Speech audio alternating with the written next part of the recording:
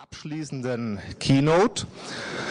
Some people jump through hoops, but are still not agile, ist der Titel dieser abschließenden Keynote. Gehalten wird sie von Colin Hood. Gibt es denn in diesem Raum jemanden, der Colin Hood noch nicht kennt? Oh, tatsächlich mehrere. Na gut, dann sage ich etwas dazu. Er ist Gründer und ein Geschäftsführer der Hood Group. Er ist Buchautor und selbstverständlich steht er als Consultant zur Verfügung. Es ist gute Tradition seit vielen, vielen Jahren. Die Recon findet jetzt zum 9. Mal statt, dass Colin Hood eine Keynote hält. Und in diesem Jahr ist es auch so. Herzlich willkommen, ich freue mich. Vielen Dank, Andreas.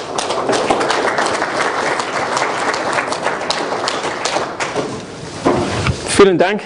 Es ist hervorragend, dass immer wieder nach so langer einer Woche, nach so vielen Vorträgen, Sie sind hier gekommen. Ich dachte zuerst hervorragend, bis Sie gerade verstanden haben, keiner von Ihnen kennt mich. So, vielen Dank. Gut. Ich bin überrascht.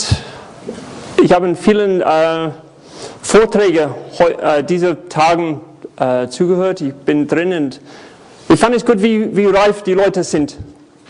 Weil wir reden über Agilität, Agile, und ich höre sehr viele blöde Sprüche. Wie zum Beispiel, wir sind agil, wir brauchen keine Planung. Wir sind agil, wir brauchen keine Requirements und sowas. Und diese Woche habe ich immer wieder gehört, das ist nicht der Fall. Aber ich höre auch ziemlich schwarz-weiß, sind Sie agil oder nicht? Und ich dachte, wir haben es doch nicht verstanden. Okay. Ich sollte diesen Vortrag auf Englisch halten. So, mit eurer Erlaubnis gehe ich weiter auf Englisch. So thank you very much for coming. I hope you can speak English. Is there anybody can't understand me?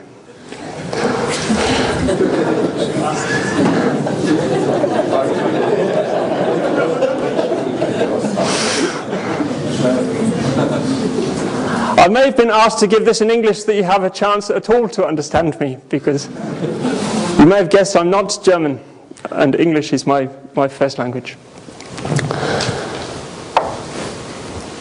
I wanted to get back to basics, and we look at the Agile Manifesto. I took this from the agilemanifesto.org website. The idea was around about, I forget now, around about 10 years ago, all of these people met and said things are not really working. We've got lots of processes, we've got lots of strict ways of doing things, but actually when we look back at the projects that were successful, it wasn't because of a strict process, or often it wasn't. And they decided to try and decide together, all of these people with many different ideas, could we summarize something that actually is the essence of success? So many people, so many different ideas, they thought to begin with they would never get anything organized. But they were very proud to come up with these 4 statements. They started by saying, we are uncovering better ways of developing software by doing it and helping others to do it. And through this work we have come to value. Now this is a very important thing. We value these things.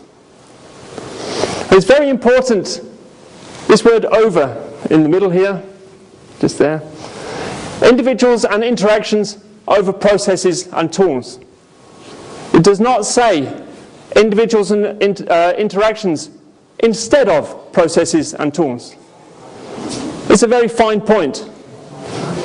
All of these statements bring us somewhere on the spectrum from concentrating entirely on the left side, thinking that individuals are the most important thing and nothing else matters. The other extreme is individuals are unimportant and processes and tools are all we need.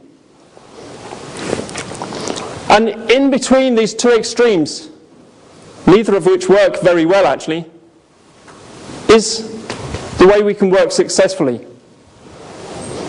So that's why I don't like people asking who here is agile and who isn't. I would rather hear, what percentage of agility do you have? Okay, what grade or something silly like that. This idea of the black and white difference between these really isn't valuing individuals over processes and tools. We need to get this mindset. I used to give talks without using a PowerPoint. For people who've been to these before, there are no caps this time and no socks. Well, we'll see.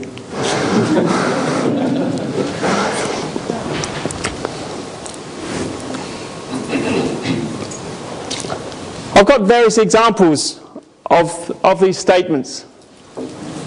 And considering, I was saying how many do it without a PowerPoint. This time I do have a PowerPoint. And before I tried it with just one slide. But people say, Colin, people need something that they can take home with them. And we are requirements experts, so I will give you something to take home. Okay? And I have 8 slides. And I hope you won't be disappointed. 8, I hope, is enough. So we think about individuals and interactions over processes and tools. Once again, not instead of processes and tools. Of course we need this. I've heard many times people saying, oh, to be agile you need to write things down on cards. I used to have an A4 piece of paper, but I say I'm getting more agile the more yellow I get. Okay? And it's not about that. It's about finding an easy way of doing things, a way that fits your situation. And that is the difficulty.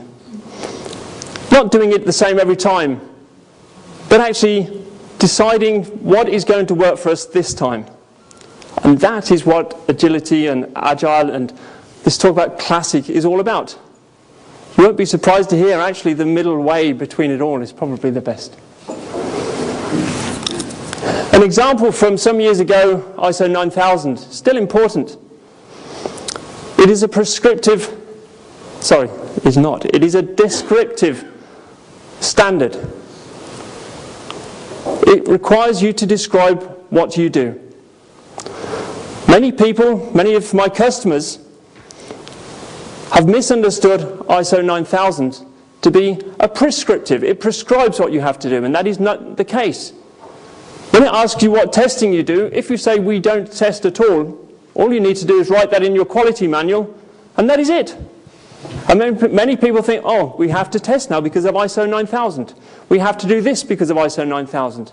No, ISO 9000 is a structure for your quality manual. It allows other people to understand what sort of quality you will be delivering. That is all it is. It's not a high standard or low standard. It describes your standard. And people follow this blindly and end up doing all sorts of things that they don't want to do. And this idea of blindly following a process is where we lose lots of money.